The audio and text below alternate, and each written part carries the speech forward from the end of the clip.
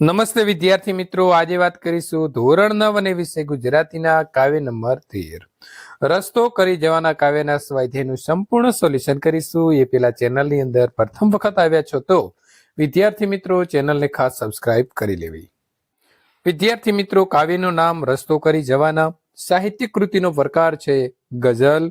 લેખકનું નામ છે અમૃત ઘાયલ. આ કાવ્ય શામાંથી લેવામાં આવેલો છે? તો આઠો જામ ખુમારી જે છે અમૃત ઘાયલના જે મિત્રો સાહિત્ય છે તેમાંથી લેવામાં આવેલો છે. સમાનાર્થી શબ્દાર્થની વાત કરીએ તો નિજ એટલે પોતે, સિંધુ એટલે સમુદ્ર, સમો એટલે જેવો અને જખમ એટલે ઘાવ. વિરુદ્ધાર્થી શબ્દ આપણને આપ્યા છે વિરામ તો અવિરામ, વિકાસ તો વિનાશ, ખીલવું તો કરમાવવું, પ્રકાશ તો અંધકાર, ભય તો અભય. તળપદા શબ્દ ખોળ્યું તો શરીર અને જડે તો મળે.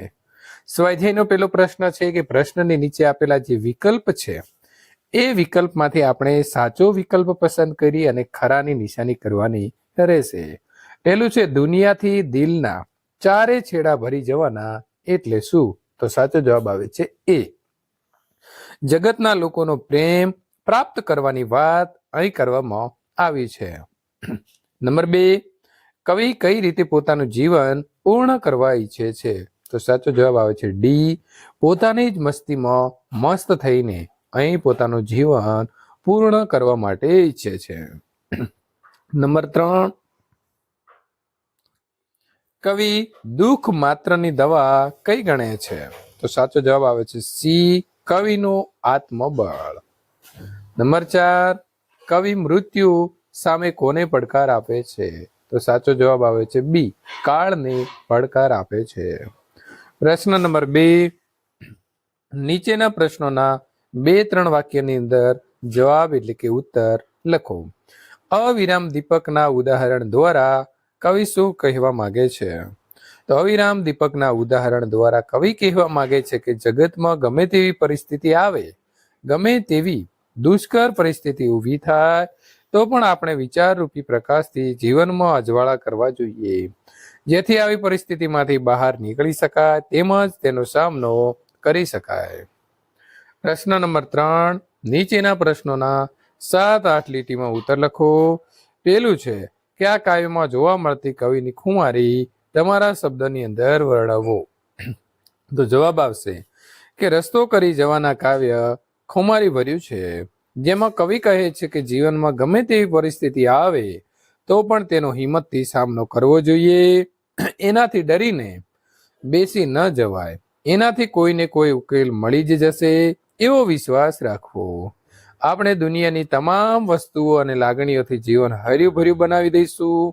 હંમેશા મસ્તીમાં જીવવાનું, થોડા ઘણા સત્કર્મ કરીને જીવન રૂપી સમુદ્ર તરી જવાનું. કેટલાય દીપક પ્રજ્વલિત રહેતા હોય છે, જીવનની આંધીઓમાં પણ એનો પ્રકાશ પાથરશે એટલે જીવનની ગમે તેવી વિકટ પરિસ્થિતિમાં રસ્તો મળશે. આપણું આત્મબળ મજબૂત હોવું જોઈએ.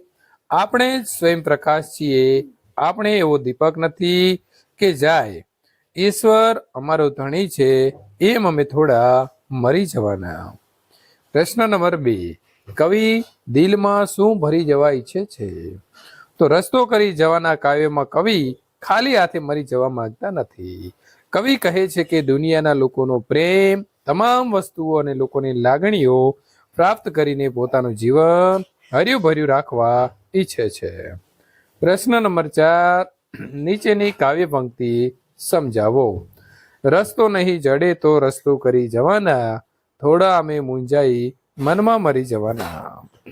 રસ્તો નહીં જડે તો રસ્તો કરી જવાના કાવ્યમાં કવિ કહે છે કે જીવનમાં ગમે તેવી વિકટ પરિસ્થિતિ આવશે તો પણ હિંમતથી તેનો સામનો કરીશું. એમાંથી બહાર નીકળવાનો કોઈને કોઈ રસ્તો જરૂર જડશે.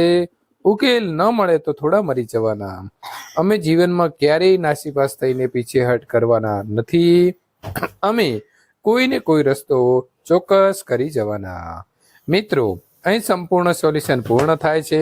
આ પ્રકારના આગળના પાઠોના સોલ્યુશન મેળવવા માટે અહીં આપેલી એન્ડ સ્ક્રીન ઉપર ક્લિક કરીને આગળનું સોલ્યુશન મેળવી શકો છો.